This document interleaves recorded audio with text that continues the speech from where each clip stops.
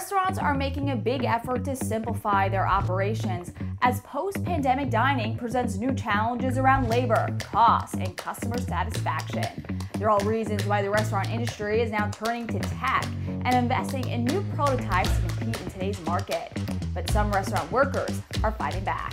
Hi everyone, I'm Diana Blass, and this is In the Mix. We begin with NRN's Joanna Fantozzi. She has the details on the rise of unions as seen in Chipotle in Augusta, Maine. This is big news because for the past 7 or 8 months, I've been reporting on the rise of Starbucks unions. At this time, there's about 160 Starbucks stores that voted to unionize.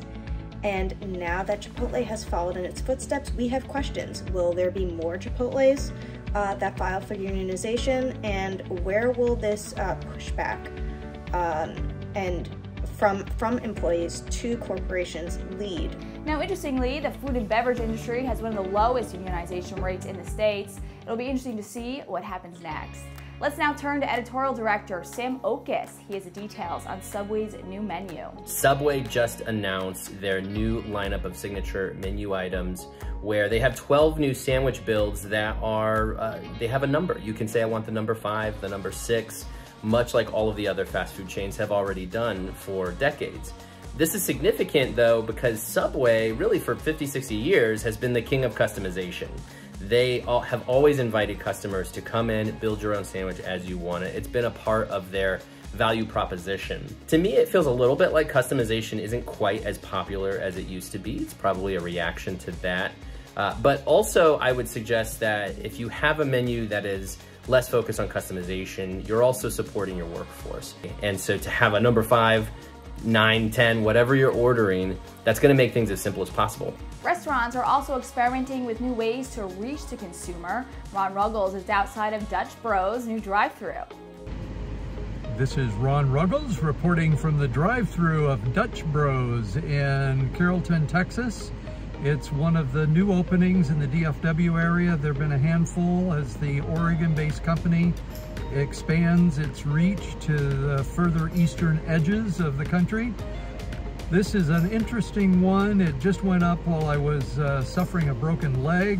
I just was able to drive, so I thought I would make it out.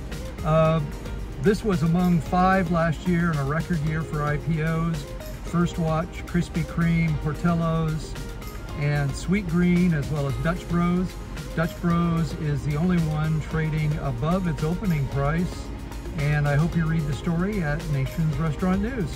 Drive-thru demand has been steadily increasing at fast food restaurants for years, and research shows that many have generated more than 2/3 of a restaurant's business, even before the pandemic. Let's turn to Leanne Zimmeister, who has the details on the prototypes that restaurant industries are investing in. Chipotle is testing adding walk-up windows to existing units nationwide. This is a prototype that they introduced in new units in 2019, and now they're adding it to some existing units, especially those that can't accommodate drive-thru lanes, or Chipotlanes as the company calls them. Panera Bread has introduced a to-go unit in Chicago, which is only for to-go and pickup orders.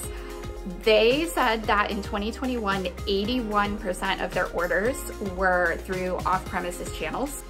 Meanwhile, Taco Bell announced its 4-lane drive-thru Taco Bell Defy last year, and that unit has now opened in Minnesota, which is a prototype that garnered a lot of excitement last year. Now, this all comes as restaurants look to cut costs in the face of inflation, the supply chain crisis, and as we mentioned earlier, the tight labor market.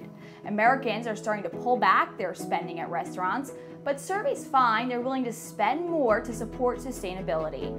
And as a result, we've seen a rise in plant-based food concepts, as shown by NRN's Lisa Jennings. I'm Lisa Jennings with Nation's Restaurant News, and I'm here with Jack. This week, I have been thinking about and eating quite a lot of plant-based fast food. Here in Los Angeles, there has been a new wave of plant-based fast food concepts that are positioning to be the first national chain that will offer burgers, chicken sandwiches, fries, and shakes, no animals involved. some of these concepts are really good and really do seem like they have a chance. There's also a crop of restaurants that are coming out of New York. So the question will be, will Los Angeles be the birthplace of the first national chain, or will it be New York?